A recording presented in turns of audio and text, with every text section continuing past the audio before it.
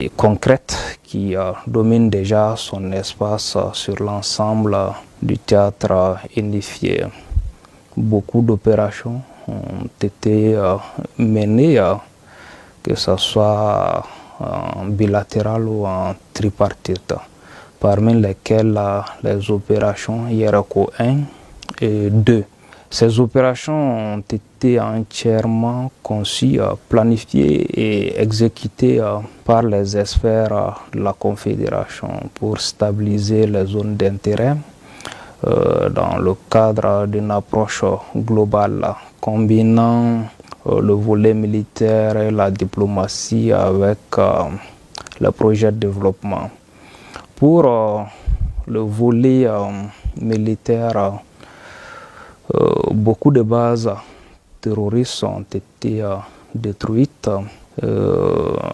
Les réseaux de poseurs de mines démantelés. Beaucoup de chefs terroristes ont été envoyés au repos éternel. Des axes logistiques clés comme la route Gao, Labezanga, Ayuro ont été sécurisés. Tout cela, ces acquis ont permis de réduire l'influence des groupes armés terroristes dans la zone des 3 frontières. L'unification du théâtre qui fait que les frontières ne posent plus de problèmes. Dans le cadre des opérations, nous pouvons nous déplacer d'un territoire à un autre sans problème. Il y a la mutualisation des moyens et des opérations conjointes que nous menons ensemble. Animé par la volonté de déstabiliser les systèmes de gouvernance souveraine pour imposer ses lois, le terrorisme n'a pas de visage pour dire qu'il prend toutes les formes. Les autorités qui tiennent la défense des territoires du Sahel sont convaincues que ce mal nécessite une thérapie de choc avec une synergie d'action, le renforcement de la coopération en matière de prévention. Le terrorisme dans nos États n'est pas une réalité.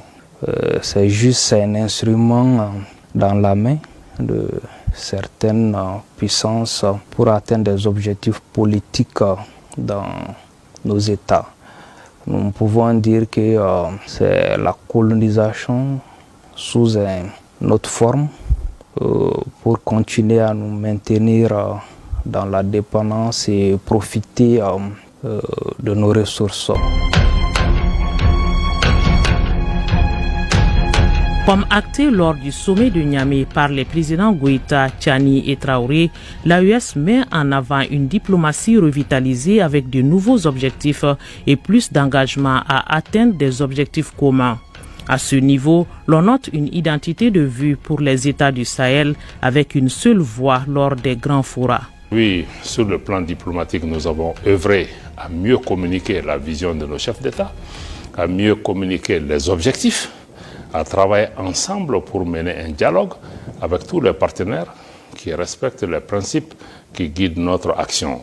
Et je crois qu'à l'issue de ces mois d'exercice, nous pouvons aujourd'hui dire que de plus en plus, l'AES est en tout cas connu ou compris dans sa démarche, dans ses ambitions, dans sa vision et surtout dans son unité d'action diplomatique.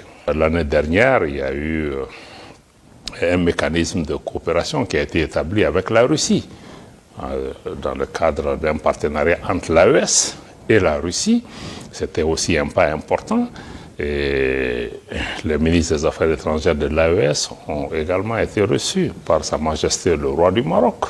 C'était un geste politique extrêmement important et de plus en plus nous sommes sollicités en tant qu'entité pour des échanges comme nous recevons aussi des personnalités.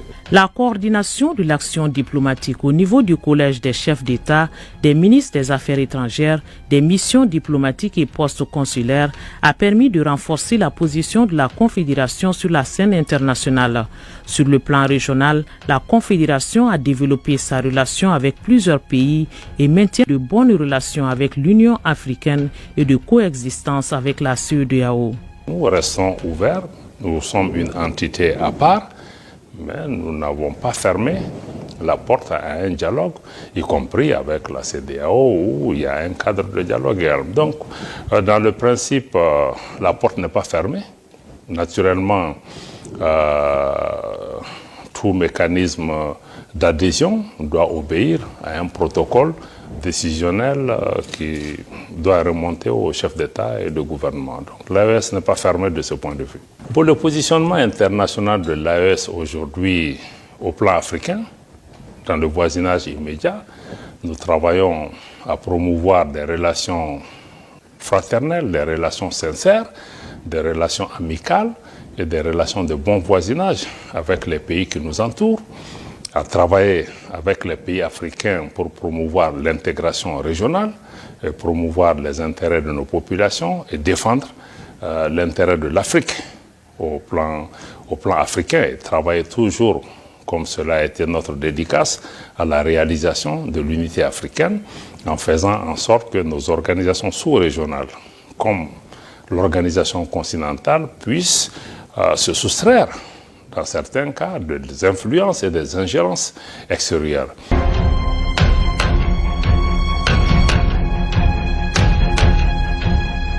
Des secteurs clés et une trajectoire obligatoire pour le développement. La Confédération des États du Sahel porte l'ambition de ces peuples aspirant à une souveraineté pleine qui a ses clés dans celle économique. Les États du Sahel ont donc mis en œuvre des projets et programmes prioritaires. Dans un contexte de rareté de financement, le prélèvement confédéral a été effectué et qui sert de fonds de stabilisation pour faire face à d'éventuels chocs extérieurs. Les États du Sahel ont créé la Banque confédérale pour l'investissement et le développement, BCID AES, destinée à financer des projets structurants. Nous avons mis le capital à 500 milliards de francs CFA. Une banque, au niveau de la Banque centrale, le capital était récemment de 1 milliard, ils l'ont porté à 5, maintenant ils l'ont porté à 10 milliards. Mais si nous créons une banque confédérale avec un capital de 500 milliards, c'est pour vous dire l'envergure de la banque et toutes les possibilités que nous offrons à cette banque. Et il faut se rappeler qu'en matière de gestion bancaire, ça c'est les banquiers qui parlent.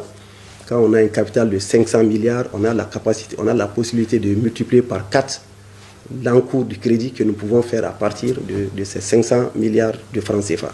Donc ce qui veut dire que cette banque a une capacité de démultiplier donc, les ressources qu'elle a jusqu'à hauteur de 2000 milliards immédiatement. Mais il va sans dire que plus la banque fonctionne, plus elle développe ses activités. Tous les projets qui intègrent les 3 pays, ça peut être les projets routiers. L'autorité du Liptako Gourma a été transformée en agence d'exécution.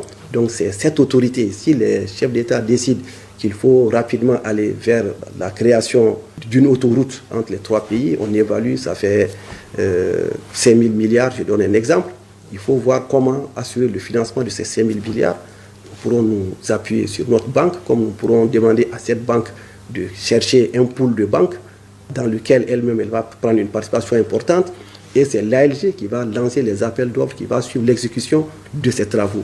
Donc, la banque a pour objet de financer tous les projets qui intègrent les 3 pays. Ça peut être des projets portés par les États, des projets portés par le secteur privé, des projets portés en PPP, donc entre la Confédération et le secteur privé. Donc, tout cela est possible. Ça peut financer des initiatives du secteur privé tendant à l'intégration. Je donne un exemple. Les ministres de l'Agriculture ont décidé de créer un pôle développement riz à l'office, un pôle développement oléagineux au Niger, etc. Je prends l'exemple typique de l'office du Niger. Ça va nécessiter que nous réalisons des infrastructures importantes. On a 1 million d'hectares cultivables à l'office.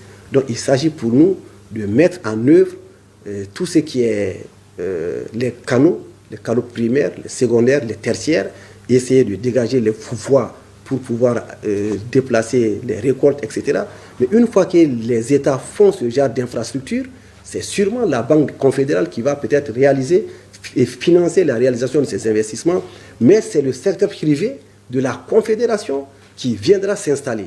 Les opérateurs privés maliens, burkinabés, nigériens qui viendront s'installer pour développer les cultures. Sur le compteur de la Confédération s'affiche également la création d'une centrale d'achat. Pour la libre circulation des personnes et des biens, le passeport et la carte d'identité biométrique AES ont été mis en circulation.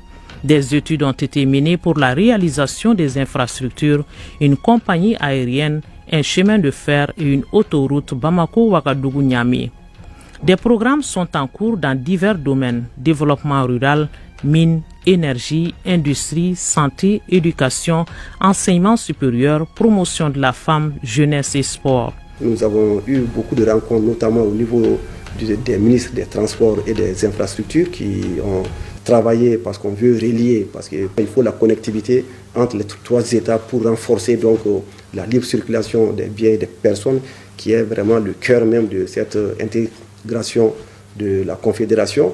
Donc on a voulu relier les trois États de façon plus renforcée par la terre, par le fer et par l'air. Donc on a décidé de créer une compagnie aérienne AES, un chemin de fer AES et une autoroute AES qui partira donc du Niger jusqu'à Bamako ou de Bamako jusqu'au Niger en passant par le Burkina. Donc les ministres ont travaillé sur les questions, les termes de référence ont été validés, les études techniques sommaires ont été faites et un planning de mise en œuvre a été adopté sur l'ensemble de ces trois questions.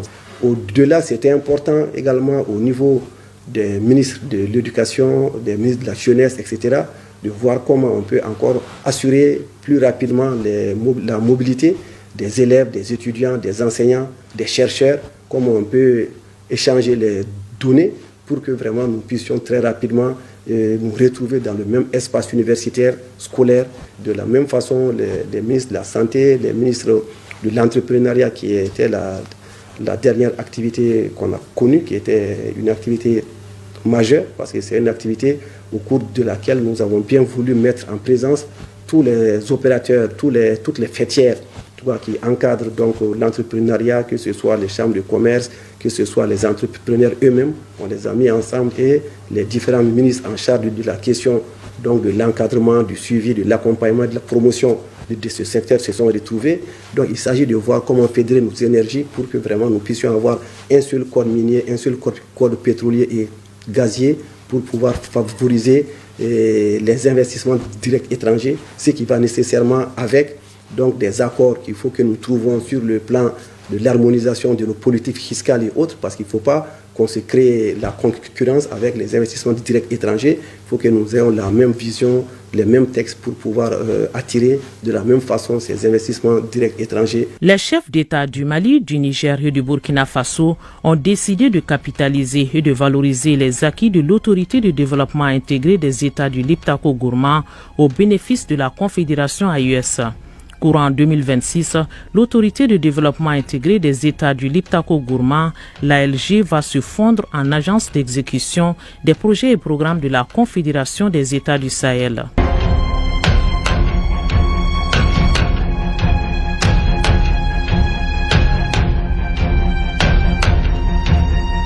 Dans un monde en guerre informationnelle, il faut être proactif et couper court à la désinformation.